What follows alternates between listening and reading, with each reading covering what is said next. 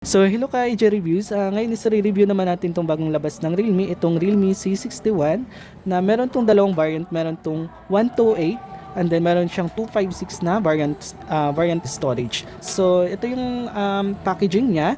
So itong nakalagay dito or naka-highlight dito sa may box niya sa likod, meron siyang 90Hz eye comfort display and then meron siyang 48 months fluency rating and then meron siyang Face ID and fingerprint unlock and then 40 months battery and health guarantee and then meron siyang IP rating, IP rating niya is IP54 water resistant and then meron siyang rainwater smart touch. So ito yung design ng unit niya. Ito yung Realme C61. So meron siyang glossy effect or yung pinakaano niya, hindi siya naka matte finish yung design nito. So meron tong dalawang kulay, meron siyang green and then meron din siyang gold. Ito yung gold na hawak natin, ayan.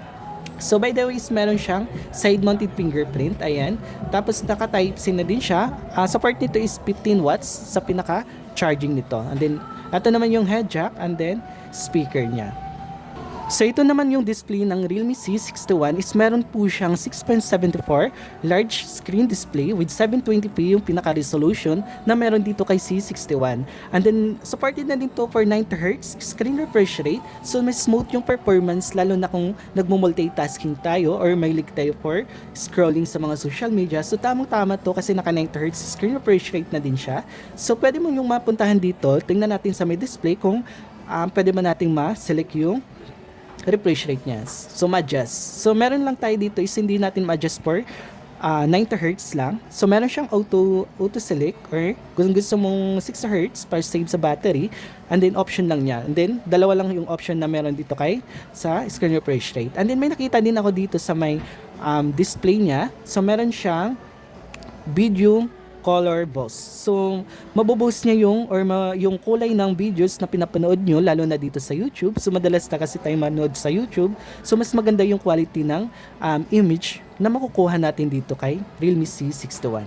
And then, meron din siyang dark mode and then adapt adjust. So, meron tong tinatawag nilang one nits display. So, one nit display, so makakatulong to lalo na sa mga madidilim na area. So, para hindi masakit sa mata. So, meron siyang option for one nits na brightness niya. Ayan. Bukod nun, meron din siyang night light and then pwede din natin ma-adjust yung color temperature ng screen natin, pwedeng natural and then vivid and then meron din tayong cold and then warm kung gusto mo lang i-select niyan. And then sa may taas naman din, meron din siyang tinatawag natin na AI boost na na-mention natin kay C63. Itong AI boost na yan is nakakatulong yan lalo na kung naglalaro kayo. So, ang supported ng AI boost is meron din siyang ito, tingnan natin. Sa AI boost na yan is meron siyang for game boost. Ayan, so pwede nating ma-adjust dito yung CPU natin dito sa chipset nito. So by the way, ang processor na ginamit dito or chipset na ginamit dito is naka Unisoc T612 octa-core processor na po yung meron dito kay Realme C61. So pagdating naman ng Android version ng ginamit dito kay Realme C61 is naka-latest Android version na din po siya for Android 14 na din. And then ito yung internal storage niya. So meron tayong 256 na internal storage, meron ting 128 na internal storage. So meron siyang 8GB RAM sa variant ng 256 and then sa variant ng 128 is naka 6GB RAM lang siya. And then meron din siyang other features dito like na-mention ko nakaraan na meron sa Realme C63 is meron din dito kay Realme C61 na variant. So meron din siyang mini capsule. Ayan, mini capsule na yan is selected lang siya. Meron siyang battery status, music, event, and then weather. Dito usage kay step notification. Bukod nun sa mini capsule na yan. So paano ba gamitin yung mini capsule na yan? So pwede kayo mag-play ng music dito and then automatic lalabas dito yung mini capsule. Ayan.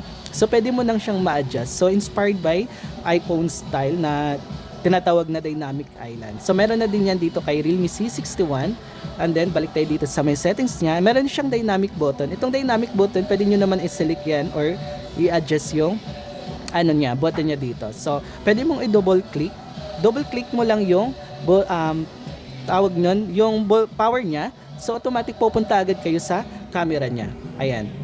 Tapos kung double press naman, double tap lang sa button niya, ito, automatic iilaw na agad or ma-open na agad yung flashlight na sa pinakalikod niya. So next niyan is meron din siyang AI noise reduction, lalo na kung mahilig kayo for calling. And then eto mas maganda na reduce niya yung noise sa paligid nyo. And then bukod nun, meron din siyang riding mode. Itong riding mode nakakatulong to lalo kung nasa biyahe kayo para minimal lang po or less yung pinaka notification natin dito sa ating screen. Ayan. Tapos bukod nun, meron din siyang air gesture. Itong air gesture na yan is hindi naman siya bago dito kay Realme kasi meron na po yan kay Realme C63. So paano ba gamitin yung air gesture na yan? So kailangan mo lang itapat yung kamay mo dito sa may social media. So ibig sabihin yan, i-tap mo lang or ilagay mo lang yung kamay mo dito and then pwede mo nang i-drag. Ayan. So, ayan, paano siya? So automatic pwede mo na siyang dito, makontrol. So ayan, ganun lang siya kadali, swipe na lang. And then meron din siyang hide apps and then private save. So bukod nun, naka side mounted fingerprint na din yung ating Realme C61 and then meron siyang 5000 mAh massive battery. So matagal din natin siyang magamit kasi naka 5000 mAh massive battery na din siya. And then naka 15 watts Superbook na din yung gamit dito na kay Realme C61 pagdating sa charging niya. So punta naman tayo dito sa may camera niya. So yung camera ng ating Realme C61 is meron po siyang 50 megapixels sa main camera. And meron din siyang secondary naman is meron siyang flicker free na camera and then flashlight. So sa may harap naman nito is meron siyang 8 megapixel front facing camera. Pagdating naman po sa video ng ating Realme C61 is kaya naman po niya mag-shoot for 1080p by 30 fps lamang sa kanyang video. And then meron din siyang night mode and then portrait mode. Sa may more naman is meron siyang time-lapse, pro mode, panorama, and then slow-mo, QR code. So, tingnan natin yung sample photos na makukuha natin dito kay Realme C61. Ayan.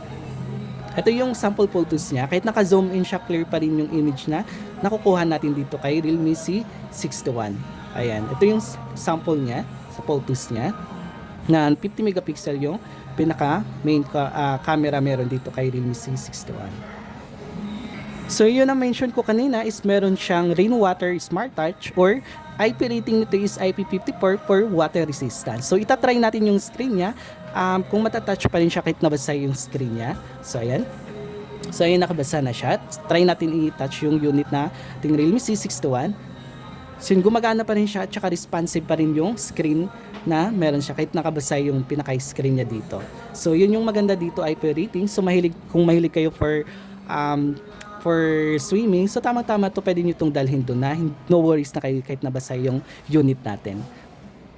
So pagdating naman po sa price na meron dito kay Realme C61, meron tong 128 na variant is nakahalaga lang siya ng 6,999 pesos. And then kung gusto mong higher variant niya is meron din siyang 256, naghalaga lang din siya ng 7,999 pesos lang. So yun lang guys, yun lang yung natin dito, ma-reviews kay Realme C61. So available na to nationwide naman sa mga online store or offline store ng Realme. So suggest na lang kayo kung anong yung next na i-review natin guys.